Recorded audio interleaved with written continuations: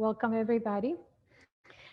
Hello, good afternoon. I'm Maria Perez. I'm a board member of the Institute of Hispanic Culture of Houston, and it is my pleasure today to welcome you to this talk in which we will be discussing Hispanic authors and their works. And these are authors that have been recognized with the most prestigious literary prize in the world, which is the Nobel Prize. I would also like to thank the Institute of Hispanic Culture for this initiative to develop virtual programs now that we cannot meet in person. And I would encourage all of you to check out our website for our upcoming series on Spotlight in Spain, which will begin October the 22nd and run through the middle of November. We have strived to continue our programs, bringing cultural events and activities to you. And we have also kept our commitment to our social programs by providing scholarships and educational programs for our youth. So if you would like to further support our mission, please join us as a member. We would also like to thank our sponsors for this series, celebrating our Hispanic heritage. And we will continue with a brief message from one of our sponsors, AARP.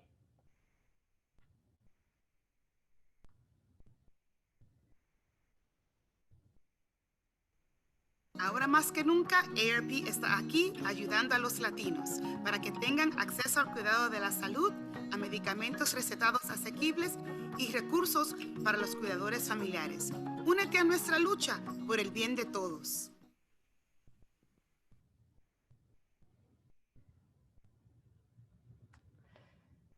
Okay, so I'll go ahead and switch to the presentation.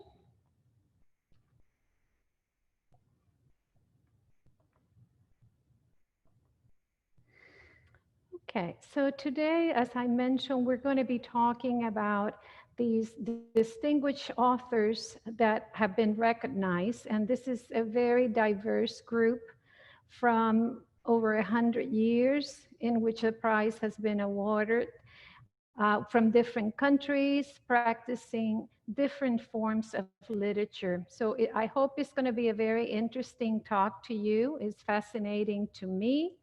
And as I speak, this is going to be a webinar format.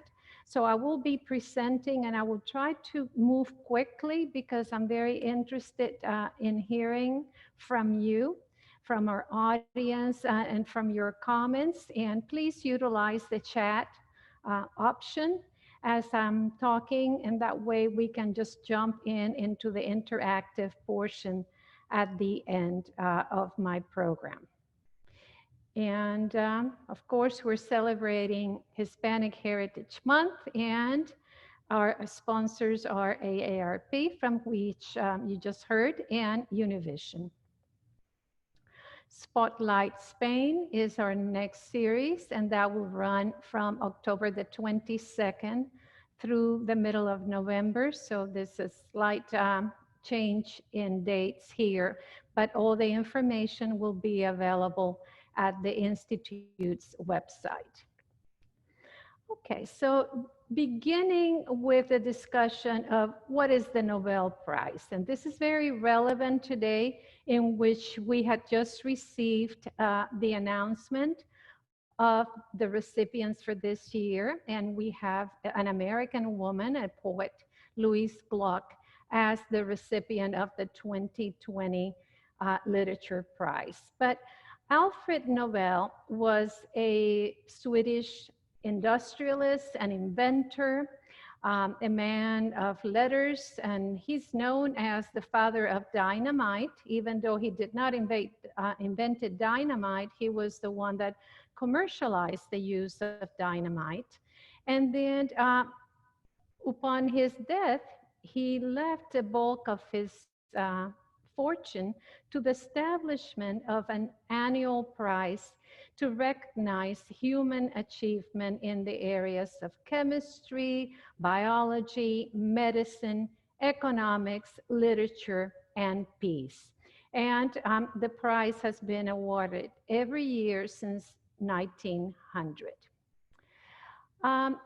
Like I mentioned before, these are authors that range over 120, over 100 years, different countries, different literary genres. And I tried to come up with some topics or themes that intersect through all of the authors that we're going to be discussing. And I came up with this list.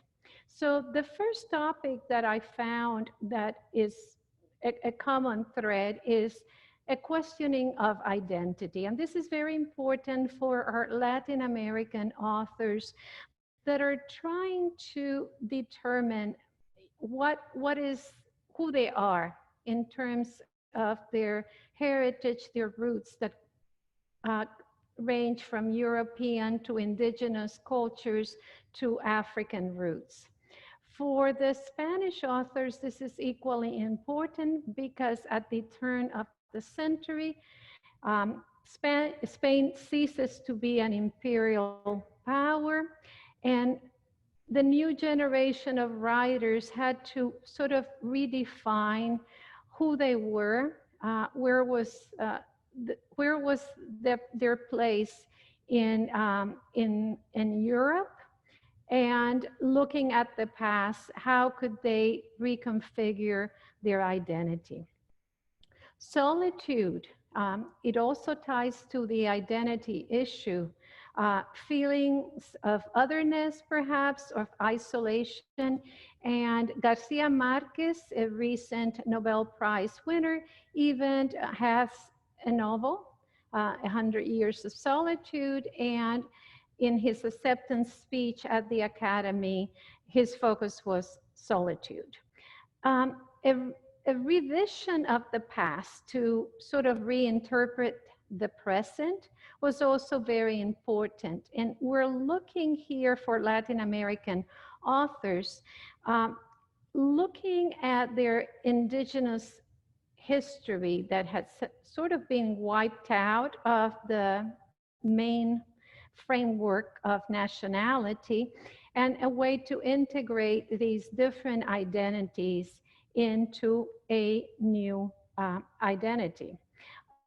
Again, for the Spanish authors, we looked at their colonial history, their history of empire, but also a questioning of recent events such as the Civil War that had such a huge impact in Spanish society in the last century. Dictators and dictatorships, this is another topic that unfortunately we share on both sides of the Atlantic. And some of them will address this directly, some will address it indirectly because of issues of censorship. Social justice, and this might be different from what we may find in European or North American literature. We're going to find a deep commitment to addressing the ills of society and to give voice to marginalized and vulnerable populations. And this idea of social responsibility is a common thread. So it's not just innovation in aesthetics that we're going to find in these authors, but also the importance of the content. And finally, love, which is kind of a universal theme in literature from its very beginnings. So the very first author that we find is going to be in 1904, a Spanish playwright by the name of Jose Echegaray Eizaguirre. And he was extremely well known in all of Europe. His plays were represented in the best theaters of Europe. He was influenced by Henrik Ibsen, a Swedish playwright, and a lot of his plays address the conflict between duty and honor. And he was widely translated and admired. by Bernard Shaw, for example, the very famous British playwright. Unfortunately, he's not an author that has had a huge impact in our times, and I really did not know a lot about him. This is a work of, that has been translated, and if you check on this link, you will find Mariana, one of his plays in its entirety. The second recipient of the Nobel Prize was also a playwright from Spain by the name of Don Jacinto Benavente. And this one has had a much more impactful legacy because his plays have been adapted to different mediums such as TV, film, and they continue to be represented in movie houses throughout Latin America and Spain. And he had a very incisive and insightful look at the female psyche. He's the creator of intense melodramas with very strong female protagonists. And just to see the impact and influence of his plays, we have here in 1927, The Passion Flower, which was the title given to La Malcarida, or The Wrongly Loved. And the protagonist was the darling of Hollywood of the time, Norma Talmadge. The music for this film was by Urban Berlin, which was and still is an iconic American composer of top, songs such as God Bless America and White Christmas. And then in more recent times, we even find an adaptation of this play into a Mexican telenovela. And you can find it in YouTube in its entirety, and protagonized by a very well-known Mexican actress by the name of Victoria Rufo, which we have here on the right. And his plays made it to the big screen, especially in the 40s and 50s, the golden age of Mexican and Argentine cinema. And leading ladies of the time, such as Maria Felix, Dolores del Rio, Amparo Ribelles, and her mom, Ladrón de Guevara, Fernanda Ladrón de Guevara and Rosas de Otoño were the protagonists. So very impactful, and to this day, his plays are still very well received by audiences. Then we have another 20 years before our next prize, Nobel Prize, and in this case, it came to a Chilean poet that wrote under the pseudonym of Gabriela Mistral. And she came from the north of Chile, started out as a humble teacher, and became a very well-known speaker for an advocate for women and children everywhere. And this is a website that I recommend, the Poetry Foundation, where you will find a lot of these poems in translation. These are some of her titles. And she was very influential. If we think of the women vote, we're celebrating the 100th anniversary of the female vote in the United States.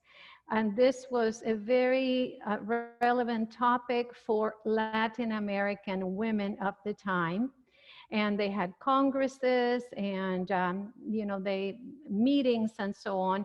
And Gabriela Mistral was an active participant in those talks. And she was also invited to the United States. And that's where she met Doris Dana, an American translator who was her secretary for the last 10 years of her life. They met at Barnard College in New York City, where Gabriela Mistral was giving a series of talks at the invitation of Eleanor Roosevelt. And this is kind of a personal later development, and these are her letters to Doris Dana have been published recently, both in Spanish and in translation. And as it turns out, you know, their relationship was a little bit more personal than just a secretary. Her poems are just luminous. She also wrote about religious topics, including motives of St. Francis of Assisi in a highly lyrical prose. So all of these works, you can find them as well, including this one, which is Mad Women. Then about 10 years later, we have another poet receiving the prize in Juan Ramón Jiménez, a Spaniard this time. And he was one of those authors of the generation of 1898 who experienced the cataclysm of Spain's loss of standing in the world, not being an imperial power any longer. And many intellectuals of his time included philosophers such as Unamuno, novelists as Baroja, Valle-Inclán, a very prolific and important generation of writers for Spain that sort of had to redefine who they were. Beautiful poems, again, a beautiful lyrical voice. He started writing under the influence of modernism, which a lot of symbolism, and his most best-known work is Platero and I, which is a collection of vignettes and reflections of the poet traveling through his native Andalusia with his donkey, which is sort of an alter ego of the poet. And sometimes he has been sold as a children's book, but it's truly a very philosophical, reflective piece that it is absolutely gorgeous in its writing. Then we jump another 10 years or so, and we come to the turbulent 60s, a time of a great social and political upheaval, in which Miguel Ángel Asturias, a Guatemalan poet, novelist, playwright, journalist, and diplomat, is awarded this prize. And he was a precursor of magical realism. He integrated Mayan folklore and myths into present-day reality. And he's also very well known for an early novel, The President, which established the prototype or the archetype of the ruthless, corrupt dictator in Latin America. And this influenced other generations of writers such as Garcia, Marquez, and Vargas Llosa, who also had dictator novels. And recently, a Latino writer here in the States, Juno Diaz, also had an award-winning novel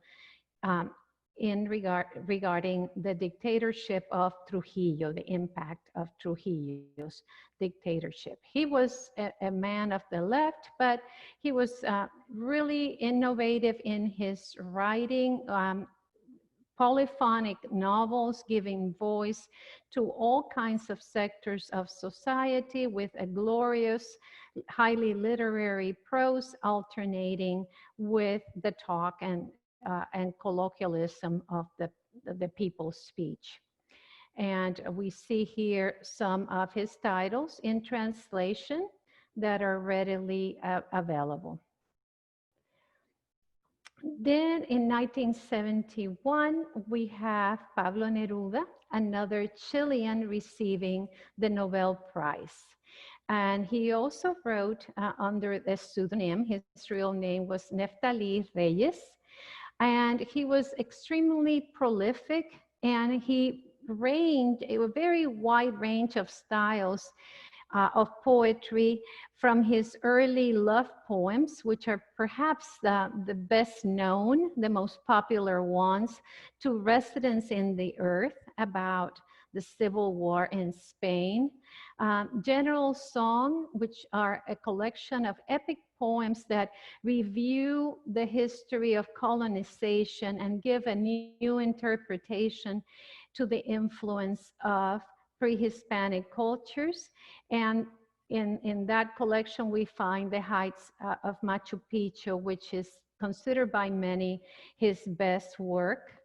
And from there, we go to the Elemental Odes, which are whimsical poems about simple things. And he loved to eat well and to drink, and he wrote odes to onions and watermelons and all kinds of things that are absolutely lovely.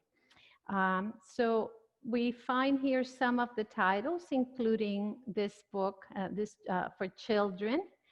And he was also the main character in other works, beginning with Ardiente Paciencia, a novella that was later adapted into an Italian film. And here we have Philippe Poiret as Neruda, and the Postman in the figure of Massimo Trosti. It became an opera by Daniel Catan, a Mexican-American composer, and it debuted in Los Angeles with Plácido Domingo in the role of Neruda.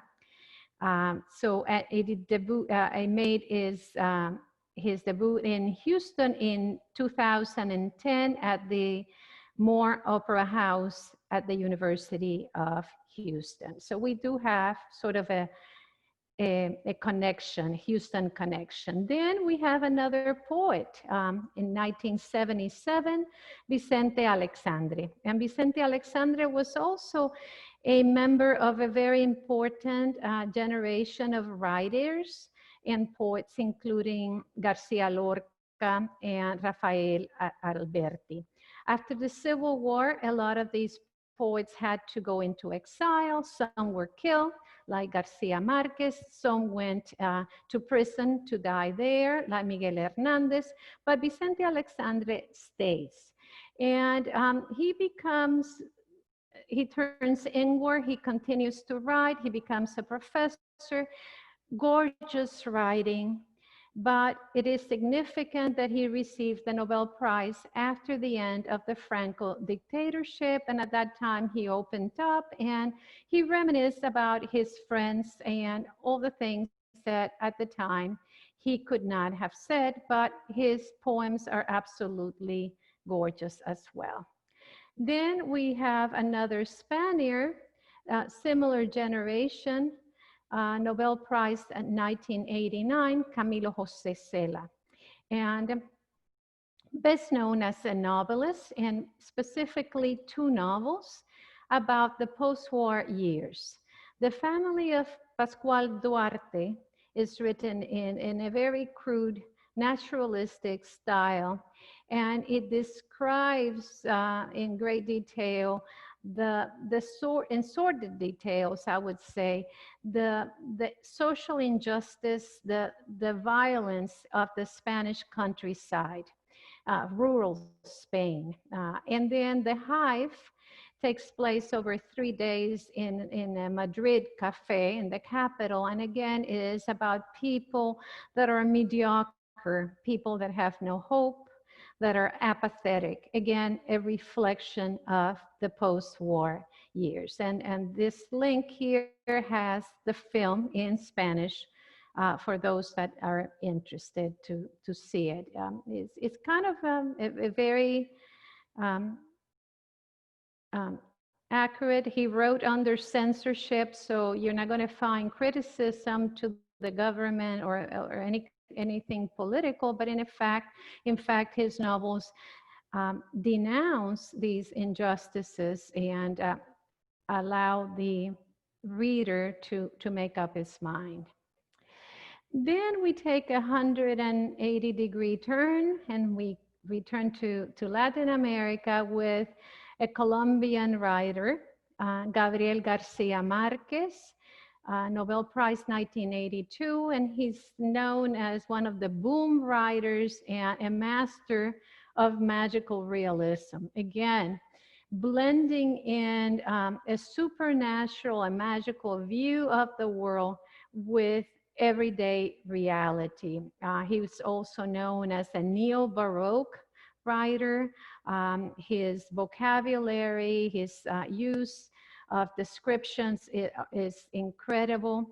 And his alternative use of chronology. So he's really a big innovator as far as literary style. He wrote short stories that are magnificent as well, and a lot of novels that became bestsellers. And he has a great translators. So for those that cannot read him in Spanish, Gregory Rabassa and Iris Grossman really do justice to his writing. And we also have a Texas connection with Garcia Marquez because the Harry Ransom Center at the University of Texas in Austin has become the depository of his archives as his entire collection. Last year, they had an exhibit open to the public. Right now, they're in the process of digitalizing all his works, so they will be available to scholars all over the world. And Daniel Catan, the Mexican opera composer, also adapted the novel of Love in the Times of Cholera to Florencia en el Amazona, his late opera, and that was represented here in Houston by the Houston Grand Opera with Maria Martinez just last year. And this is a scene from that opera.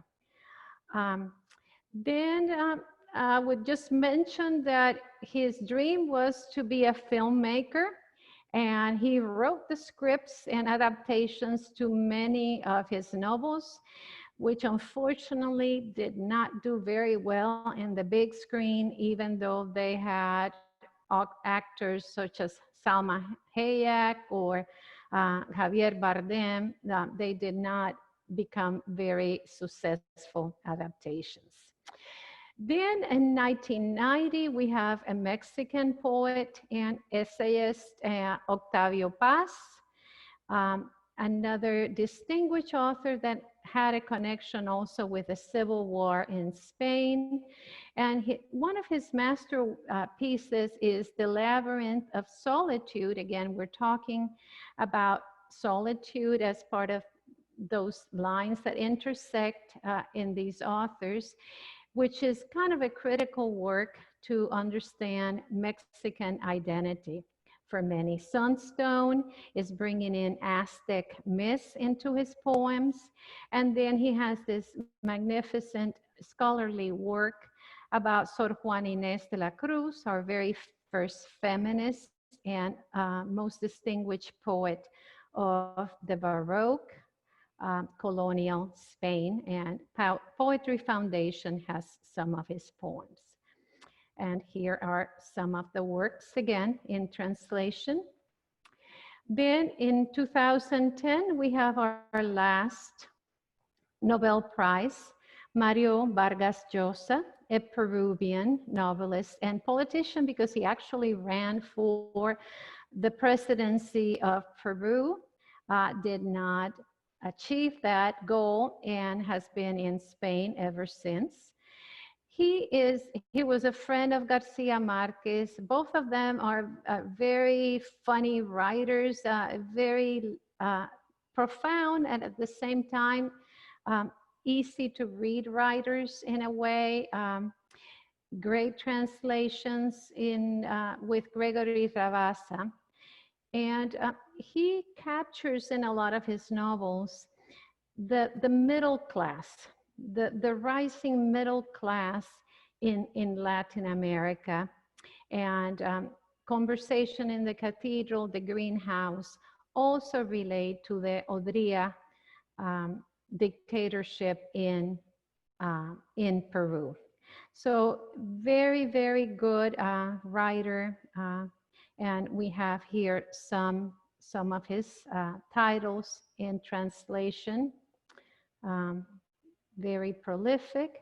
His novels have also made it to the big screen.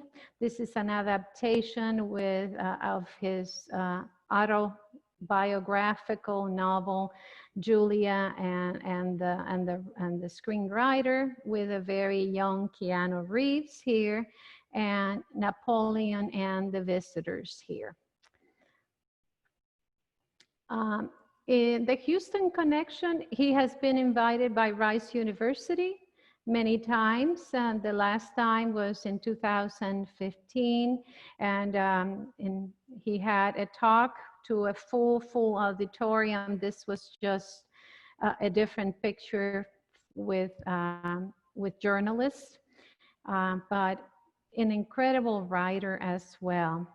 And this one is a recent publication, and I would like to just pay homage to someone that perhaps should have received this accolade of the Nobel Prize as well, and that's Jorge Luis Borges, a fabulous Argentine writer, who can also be found in great translation.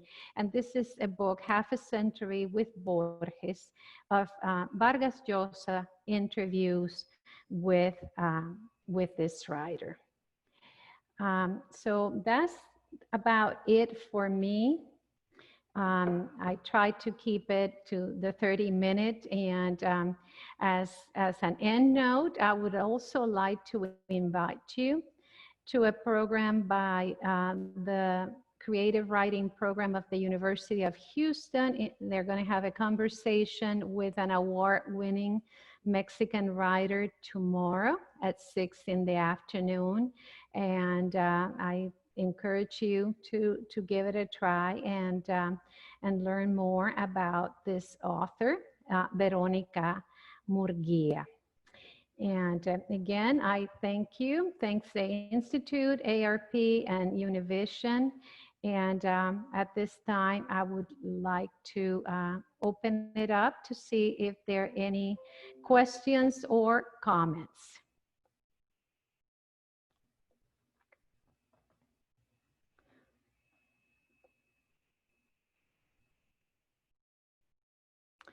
Okay, so there is a question. Can we find these slides somewhere else? Once the presentation is finished, give us a day or two and they will be posted on the website of the Institute of Hispanic Culture.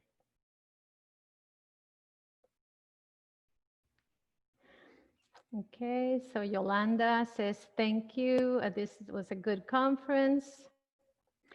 Well, I appreciate your being here today and joining this talk in which we honor our great writers as part of our Hispanic Heritage Month. So if we were going to predict who will be the next Spanish American prize winner, who would it be? That is kind of a difficult question. I know we've been reading, as part of a book club that we joined, a lot of contemporary writers, and some of them are very inventive and innovative, but I would have to go with probably Javier Cercas, a Spanish writer. I think he has been developing a literary corpus that has had a lot of weight. But I also, love, what's her name? Grandes from Spain as well. So we're looking at Spanish American, and I'm turning to Spain. So Almudena Grandes, I love Almudena Grandes' writing.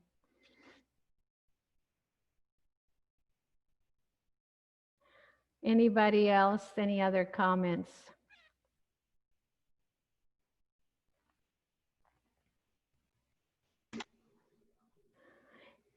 Okay. Maria, I have another one here. How can we continue to learn more about great Hispanic writers in Houston? Is there a book club or discussion talks taking place around that people can join? Actually, there's several groups. I think In Print has a group. Our friend Rosemary Salum with Literal Magazine has started a couple of book clubs as well. I know out of the Institute, Marta Lopez also has a book club. But anyways, I'll go ahead and Danny, if we could share the scholarship website. So if anybody's interested in forming a book group out of the Institute, in addition to what I already mentioned, maybe we could. Sure, I will share the link here too. Okay. And so, yeah, because in reality, our literary history provides not only, an enjoyment of literature and reading, and which is so important because right now a lot of employers are making a comment that they're having a hard time hiring young people because they're lacking reading skills. They're so limited by concrete interpretation, and literature gives you multiple perspectives of reality. It forces you to read between the lines. And in the case of Hispanic literature, both from Spain, Latin America, and Latino literature in the US, you're going to get a unique perspective and a unique window into society and our problems. Our not only our problems, but also our idiosyncrasies. So I think it gives you a deeper understanding and a broader perspective than what you could get from reading, a history text about our culture. Okay, so I think that's about it. We have a very last question over here. What book are you reading at this time, and what do you recommend? Right now, to be honest, I've been reading a lot of poetry during the pandemic because I can concentrate on a poem and I can find meaning to existential questions in a poem that perhaps, I cannot concentrate so much in a novel at the time. And there is a book by a Mexican author, Malva Flores, that I have absolutely enjoyed during the pandemic, and I have been reading it over and over. And it's called Inquieta Línea Quebrada. And it takes its title from a poem by César Vallejo, another incredible poet from Peru that many recognize as one of the great literary voices in Latin American poetry. So I would say that's That would be my recommendation. But I don't want to advertise for Amazon, but Amazon has about everything, both in Spanish and in translation. Or if you Google any of these authors, you're going to find people that have downloaded poems, sometimes entire books. I don't know how, legal or copyright appropriate that is, but you can find a lot to read during this time that we're sort of confined at home.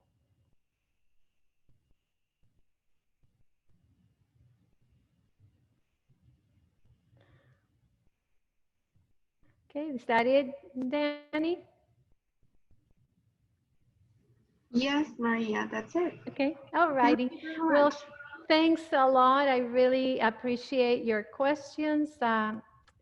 Just to make sure, yeah. And yeah, give us a little email, and we'll try to connect you with some of these book clubs. And if not, we'll start one at the Institute, okay? So thank you, and have a wonderful, wonderful afternoon. Bye-bye.